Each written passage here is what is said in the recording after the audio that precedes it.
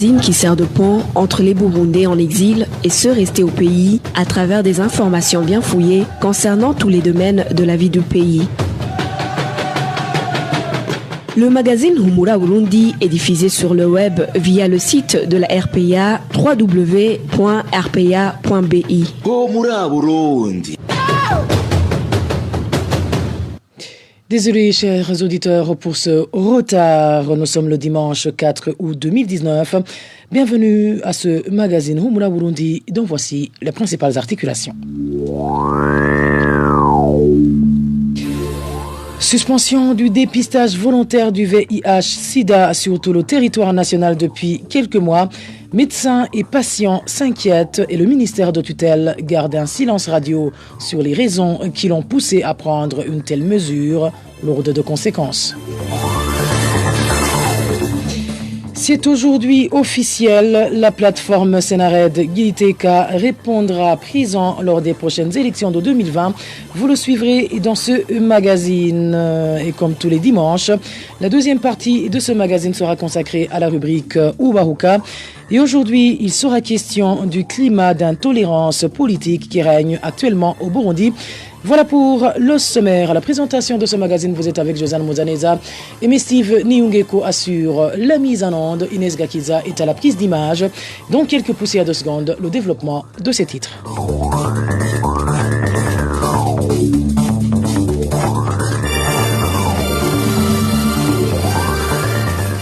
Encore une fois, bienvenue. Débutons ce magazine par cette page sécuritaire. Un militaire burundais de l'AMISOM en Somalie est décédé ce samedi 3 août emporté par une mine antipersonnelle.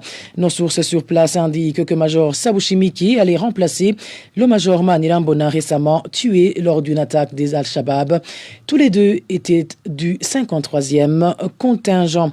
Et en page politique, la plateforme de l'opposition Senared Giliteka se résolut à participer aux élections de 2020 selon le secrétaire exécutif de la dite plateforme. Cette décision a été dictée par le besoin de se conformer aux principes démocratiques. Suivez Anisse Niunguru, il est le secrétaire exécutif de la plateforme Senared Giliteka.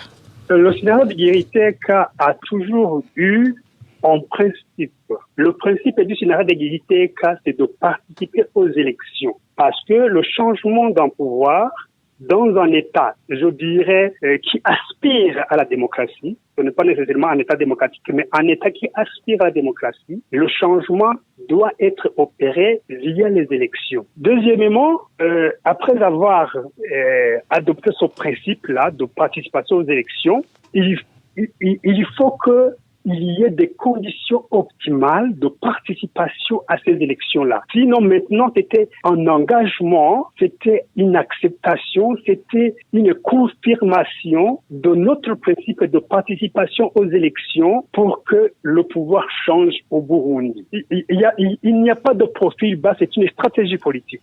C'est une stratégie politique de changement de pouvoir en participant aux élections. Monsieur Anisse Niunguru, est-ce que auriez-vous concerté les membres de vos partis politiques? Est-ce que la décision émanerait de vos membres? Pour moi, en tant que président du parti CDP, le parti CDP, après avoir concerté les membres, le bureau politique, le comité exécutif, et surtout que le grand nombre se trouve à l'intérieur du Burundi, les gens poussent un ouf de soulagement. Parce que ce que peut-être certains ignorent, c'est que la majorité des Burundais qui se sont fait inscrire pour les élections prochaines, ils vont aller voter que l'on soit là ou pas. Et ils vont voter pour quelqu'un qu'ils n'aiment pas, ils vont voter pour le statu quo, ils vont voter pour ce FDD que nous voulons mettre à côté pour que le Burundi retrouve la paix. Et puis, en page droits de l'homme, 2 personnes ont été assassinées, 4 autres grièvement blessées dans différents coins du pays au cours de cette semaine écoulée. C'est du moins le contenu du rapport hebdomadaire de SOS Torture Burundi. Cette organisation déplore le comportement de la justice et de la police qui n'agissent pas pour sanctionner tous ces crimes. Suivez Maître Aimé Kwizera. Il est le chargé de la communication au sein de SOS Torture.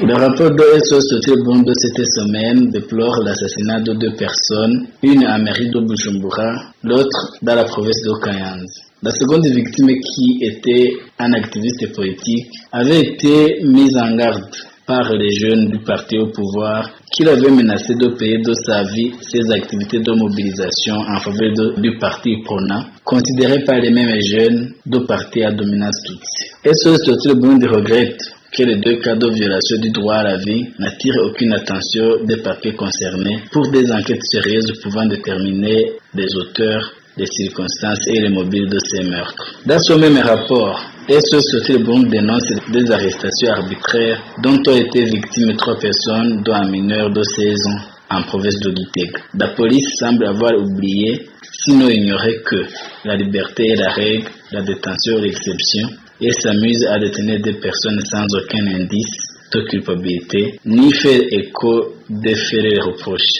violant ainsi les dispositions de l'article 154 du Code de procédure pénale qui détermine les règles de base pouvant justifier une détention préventive. SOS Sauté Burundi est préoccupé également par la recrudescence des actes de violence à caractère politique qui s'observent à travers le pays. Les militants des partis d'opposition sont constamment victimes de ces actes et les permanences sont la cible d'actes de vandalisme. SOS Sauté Burundi se demande comment la police peut fermer les yeux devant de tels incidents pouvant être à la base des troubles et d'insécurité. Humura Burundi. Poursuivons ce magazine par cette page santé où les médicaments de substitution pour la drogue, appelés communément Boosta, et le renforcement des capacités des agents du domaine de la santé peuvent contribuer à la récupération des jeunes menacés. Propos d'un membre de l'association des ex-drogués qui aide les autres pour abandonner la consommation de ces stupéfiants. C'est au moment où cette drogue a déjà coûté la vie à plus de 10 jeunes en seulement quelques mois. Les détails avec Rachel Kagiski. Au sein de l'association des ex-drogués, Burundi Association of People Who Use the Drugs, l'on indique que l'Organisation mondiale de la santé OMS s'investit davantage dans ce domaine, mais le problème des médicaments de substitution s'impose encore. Il y a un médicament, un traitement de substitution aux opiacés, c'est-à-dire les drogues dures, qui s'appelle la méthadone. Maintenant, aujourd'hui, au Burundi, la méthadone est sur la liste des médicaments qui ne sont pas permis à entrer sur le territoire national. Donc, on essaie de faire un plaidoyer pour qu'il puisse y avoir une révision des lois pour que ce médicament puisse entrer et sauver des vies. La lutte de ce stupéfiant devait être collective, souligne son membre de l'association. Il faut savoir d'abord que c'est pas un combat d'une seule simple association, c'est un combat de tout un chacun. Il faut qu'il y ait plusieurs sensibilisations dans les écoles, qu'il y ait des renforcements de capacité des prestataires de services de soins qui savent comment traiter les usagers de drogue, mais aussi qu'il puisse y avoir un centre national de désintoxication et de réhabilitation. Sans précision en chiffres, les membres de cette association des ex-drogués se réjouissent toutefois des résultats de leur sensibilisation. Ils découragent forcément aux preneurs de la dite drogue de songer à sa consommation relative à l'empoisonnement. Les consommateurs révèlent 7 cas de victimes de ce stupéfiant depuis le début de cette année en cours. Merci à toi Rachel Kagiski. La santé, c'est aussi la suspension du dépistage volontaire au VIH-Sida sur tout le territoire national depuis quelques mois, sauf pour les dépistages indexés. Seules les femmes enceintes sont épargnées par cette mesure, une mesure qui serait consécutive au manque de réactifs, ce qui inquiète beaucoup et la population et les agents de santé qui craignent une contamination à grande échelle. L'homme fait signe que l'élément n'est pas encore disponible. Nous y reviendrons si le temps nous le permet. Et puis en page société, l'on parle de la pénurie d'eau potable dans le quartier social appelé communément SOS, situé au centre-ville de la province Cibitoke. Depuis plus d'un mois, pour s'approvisionner, les habitants déboursent une somme conséquente car contraints d'acheter l'eau par bidon. Ceux qui n'ont pas les moyens font recours à l'eau des rivières et ruisseaux. Inquiets pour leur santé, ils demandent à l'administration et aux personnes habilitées de trouver solution à ce problème avant qu'ils ne soient victimes de maladies démentielles. Le point avec Innocent Valentin Singilangao. Le quartier social du chef-lieu de la province de Cibitoke, quartier communément appelé SOS, est habité par des gens exerçant différentes professions, des fonctionnaires d'État, des agriculteurs et ceux qui œuvrent dans le secteur privé. Les habitants de ce quartier font savoir qu'il manque l'eau potable depuis le mois de juin dernier. L'eau leur a été donnée les heures très avancées de la nuit avant d'en manquer complètement. Avec le mois de juillet jusqu'à ce jour, ils achètent l'eau qu'ils utilisent quotidiennement. Il se fait remarquer une pénurie d'eau au quartier social SOS depuis un bon bout de temps. On avait habitude d'être servi les heures de nuit, mais depuis juillet, aucune goutte ne coule dans nos robinets. Par conséquent, on achète l'eau et un bidon coûte 300 francs bout. Les toilettes à siège ne servent plus. Ceux qui se retrouvent dans l'incapacité d'acheter l'eau utilisent l'eau sale de la rivière Nyamagana. Ils craignent donc d'attraper des maladies des mains sales comme le choléra qui récemment était déclaré dans cette province de Cibitoke. Nous craignons que cette pénurie cause une nouvelle épidémie de choléra. Cette épidémie vient juste d'être maîtrisée en commune Rugombo. Vous comprenez bien que ce manque d'eau est un grand problème. Ces habitants du quartier SOS disent avoir signalé ce problème de manque d'eau aux représentants de la Régie des eaux à Cibitoke, mais qui n'ont pas encore eu de réponse. Nous avons essayé de joindre Georges, représentant de la Régie des eaux à Cibitoke, mais sans succès. Merci à toi, Innocent Valentin Singirangabo. Pour ceux qui viennent de nous capter, je vous rappelle que vous pouvez retrouver ce magazine Humura Burundi sur notre site web, le www.rpa.bi. Vous pouvez également le retrouver sur nos différentes plateformes, que ce soit sur YouTube, SoundCloud ou Twitter. Vous pouvez également nous écrire en nous demandant de vous envoyer ce magazine à partir de votre numéro, plutôt votre téléphone portable, sur le plus 49 151 294 16 348. Je répète, le plus 49 151 299 16 348. Et l'on vient de me faire signe que l'élément de santé est déjà disponible, comme je vous le disais. Le dépistage volontaire au VIH-Sida a été suspendu sur tout le territoire national depuis quelques mois. Seules les femmes enceintes sont épargnées par cette mesure, une mesure qui serait consécutive au manque de réactifs. Ce qui inquiète beaucoup est la population et les agents de santé qui craignent une consommation à grande échelle. Plus de détails avec Hermès Nibanditse. Dans un certain temps, les personnes qui veulent se faire dépister volontairement ne sont plus accueillies dans tous les centres de santé et hôpitaux du pays. La majorité des patients se font même conduire, comme en témoigne ce médiateur de santé contacté. En fait, les réactifs sont aujourd'hui distribués en fonction des cas positifs enregistrés. Pour ce, on se lance à la recherche de ces partenaires positifs pour eux aussi les dépister. Bref, comme on nous donne très peu de kits, on est obligé de traiter ces cas seuls. Les autres, on les renvoie chez eux. C'est triste, mais c'est comme ça. Beaucoup de personnes se voient renvoyer parce que nous ne figurons pas sur la liste des personnes prioritaires. Mais le problème, c'est qu'il y en a qui ont du mal à reconnaître qu'ils sont malades ou qu'ils ont des rapports sexuels risqués. On est alors obligé de les ignorer, même si on est conscient qu'ils peuvent être porteurs du virus de sida.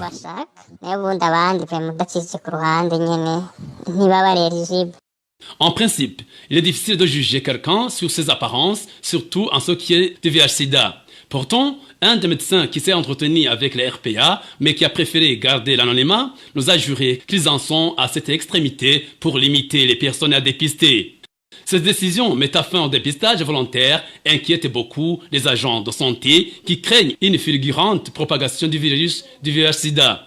À Kayanza, la situation est encore pire. Selon le docteur Célestin Chongela, médecin provincial de la dite province, même ceux du secteur privé, y compris les ONG, ne sont plus autorisés à faire le dépistage volontaire. Ce qui fait que ceux qui le souhaitent devaient se rendre à Bujumbura ou à Ngozi. Mais depuis plus d'un mois, aucun centre de santé privé ne pratique ce genre de test. Un des agents du centre de santé prestant à Bujumbura, qui s'est confié à la RPA, nous a fait savoir que depuis le mois de juin, les pharmacies Arkem, Abacus et Life Pharma, qui les approvisionnaient en réactifs, les ont lâchés, arguant que leurs stocks sont vides. La rédaction de la RPA a essayé de joindre le docteur Tadé Ndikumana, ministre de la Santé publique et de la lutte contre le sida, pour de plus amples éclaircissements, mais en vain. Merci à toi Hermès Nibanditsi. Et puis hors de nos frontières, l'on parle du début ce lundi du recensement des réfugiés hébergés dans les différents camps de la Tanzanie. Initié par le gouvernement tanzanien et le HCR, ce dénombrement administratif a pour but d'inventorier tous les réfugiés se trouvant sur le sol tanzanien ainsi que les nouveaux demandeurs d'asile. Le point avec Vicky Chris Nineletse. Ce lundi, on va commencer à recenser les réfugiés de la zone 1 à la zone 6.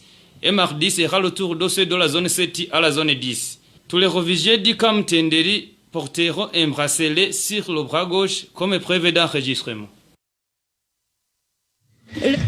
Nous nous excusons pour cette erreur. Dans quelques poussières de secondes, nous aborderons la deuxième partie de ce magazine. Humura Burundi.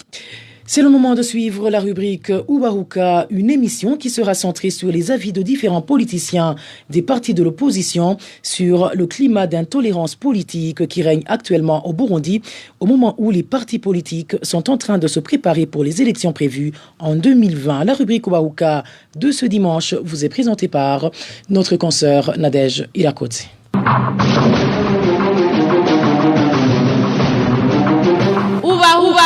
Ubahuka.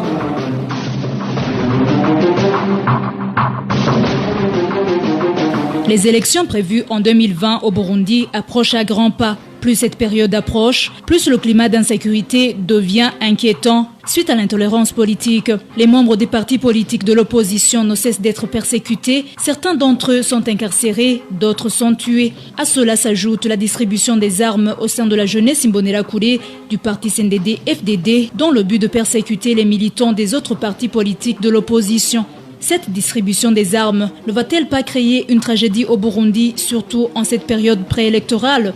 Les membres des partis de l'opposition seront-ils à mesure de participer librement dans ces élections de 2020, vu la persécution dont ils sont souvent victimes ? C'est sur ces questions que vont débattre les invités de la rubrique Ubahuka de ce dimanche. Il s'agit de Tassian Sibomana, député de la coalition Amizero Barundi, ainsi que Georges Nikiza, le porte-parole du parti Hanak. Au micro, Nadège Irakoze, bienvenue. La RPA, c'est la voix de qui? RPA, c'est ma voix, c'est ta voix. Également, c'est la voix de tout le peuple burundais. En cette période préélectorale, les signes d'intolérance politique continuent à prendre une allure inquiétante au Burundi. Les militants du parti CNL sont victimes d'arrestations arbitraires et d'assassinats commis par les Imbonerakure du parti présidentiel, le CNDD-FDD. Il y a également des informations qui révèlent que des armes ont été distribuées à ces Imbonerakure. Ici, nous pouvons citer le cas récent des grenades qui ont été distribuées aux Imbonerakure de la commune Mutimbuzi. Notre collègue Inès Gakiza a pu s'entretenir avec l'un des Imbonerakure de cette localité. Les armes distribuées sont des grenades. Les sources de la RPA parmi les Imbonerakure de Mutimbuzi font savoir que ces grenades ont été distribuées le même jour dans les 4 zones de cette commune. C'était il y a 2 semaines. Avant cette distribution, le responsable du CNDD-FDD à Mutimbuzi avait réuni au début du mois de juin les Imbonerakure pour leur communiquer ce plan de pourchasser les membres du CNL. C'est lié au message qui nous a été donné dans une réunion animée par le responsable du CNDD-FDD de Mutimbuzi. C'était en date du 6 juin au bar Montana situé à Charama. Il nous a dit de suivre tous les membres du CNL jusque dans leur ménage. C'est pour les intimider car le CNL a beaucoup de membres à Mutimbuzi, plus que même le CNDD-FDD. Sinon, le CNDD-FDD perdra ici à Mutimbuzi.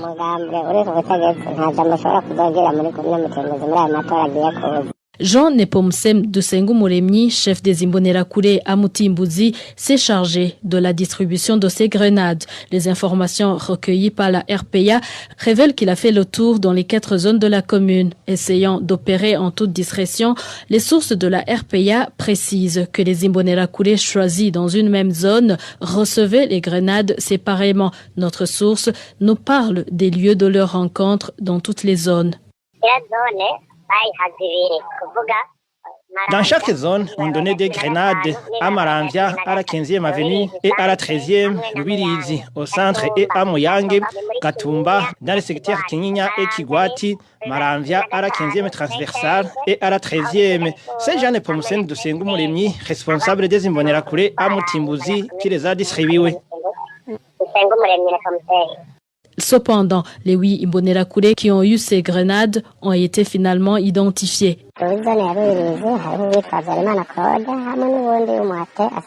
Dans la zone Rubirizi, c'est le nommé Havyarimana Claude et l'homme de confiance du responsable des Imbonerakure dans la commune Mutimbuzi.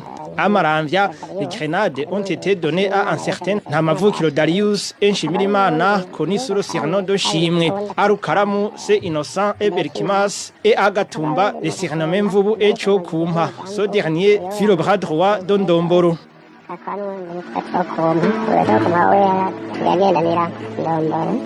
Le plan, selon toujours nos sources, est de lancer ces grenades là où ils verront plus de 2 membres du CNL ensemble les heures de nuit.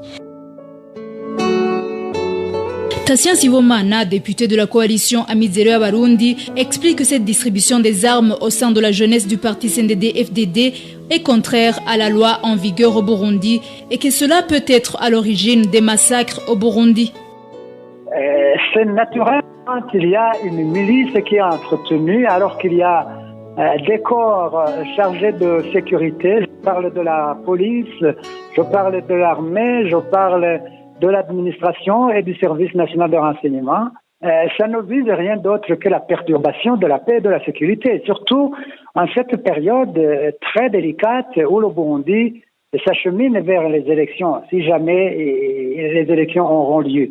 Ce sont des actes qu'il faut à tout prix décourager, qu'il faut dénoncer avec la dernière énergie, parce que comme vous le savez, la plupart des périodes comme celles-ci ont toujours porté un coup dur au peuple burundais, parce que ces situations n'aboutissent pas à d'autres scénarios que le versement du sang des Burundais, ce qui est déjà très condamnable. Je pense que, comme vous le dites, ces armes qui ont été distribuées ne sont pas de nature à tranquilliser les gens, et surtout en cette période préélectorale.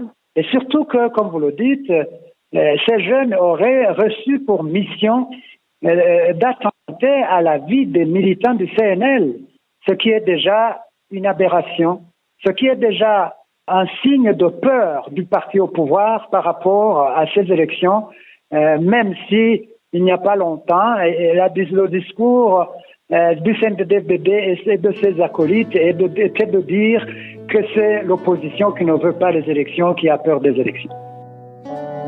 Georges Nikidza, porte-parole du parti RANAC, indique que la distribution de ces armes aux membres du parti CNDD-FDD est un autre signe prouvant l'intolérance politique au Burundi. Georges Nikidza déplore qu'il y a encore des personnes qui visent à verser le sang dans le seul but d'atteindre leurs objectifs.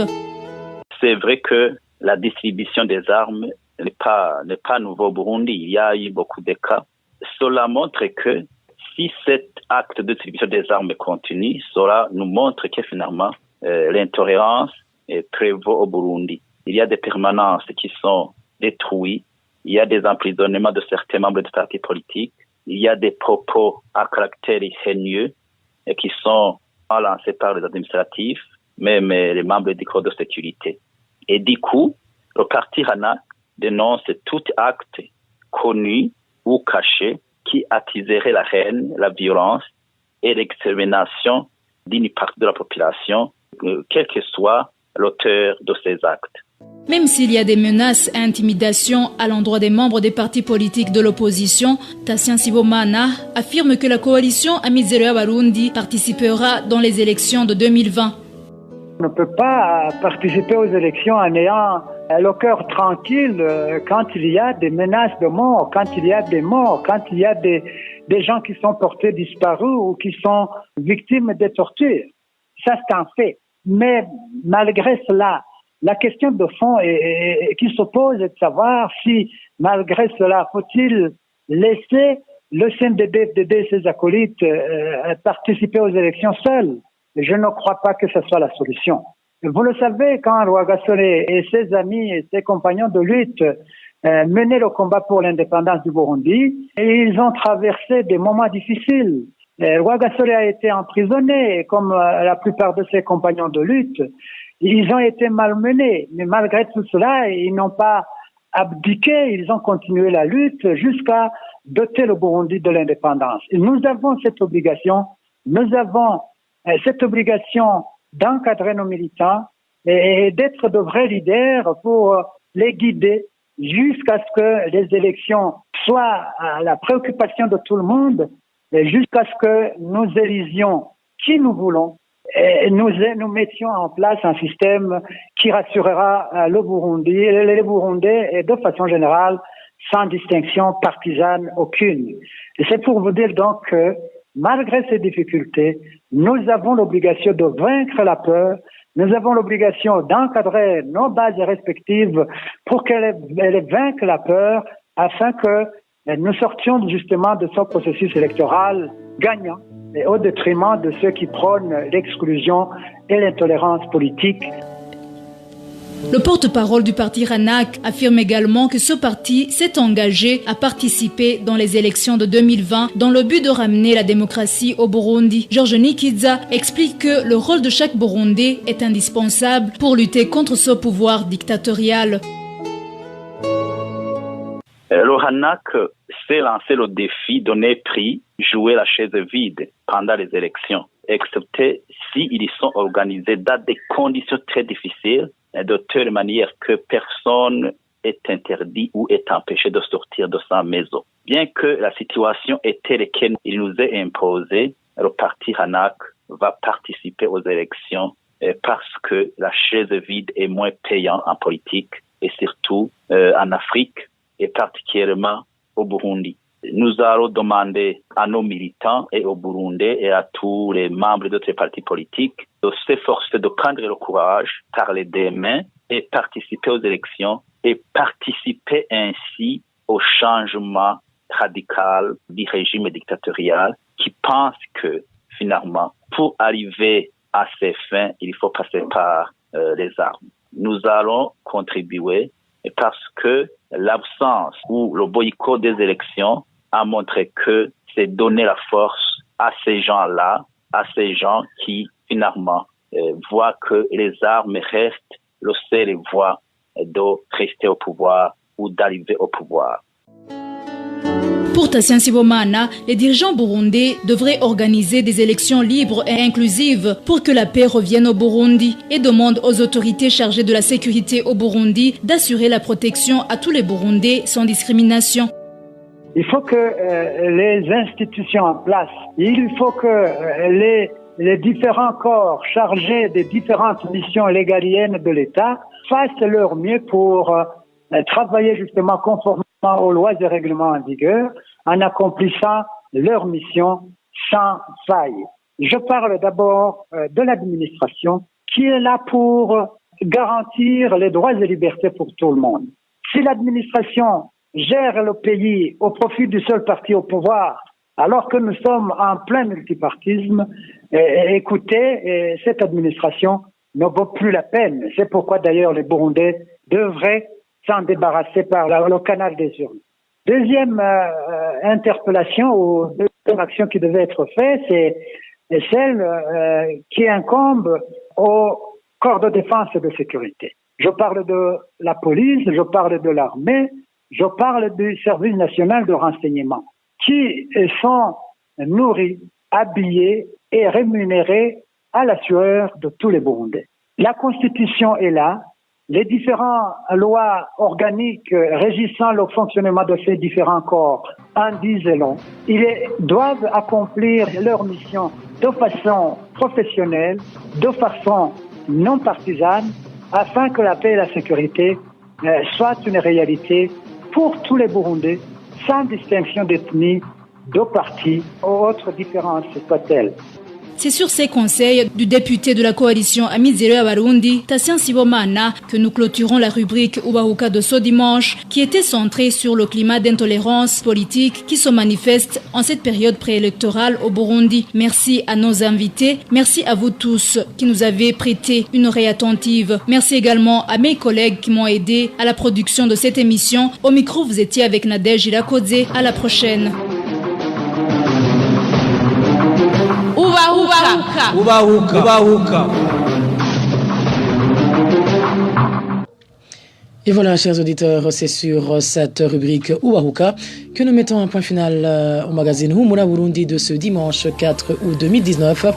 Merci à vous tous qui nous avez tenu compagnie. Merci à toute l'équipe rédactionnelle qui m'a aidé à collecter toutes ces informations. Merci à Aimé Steve Niyungeko qui ont assuré la mise en onde, sans oublier Inès Gakidza qui était à la prise d'image. Au micro, vous étiez avec Josiane Mouzaneza. Un bon début de semaine à tous.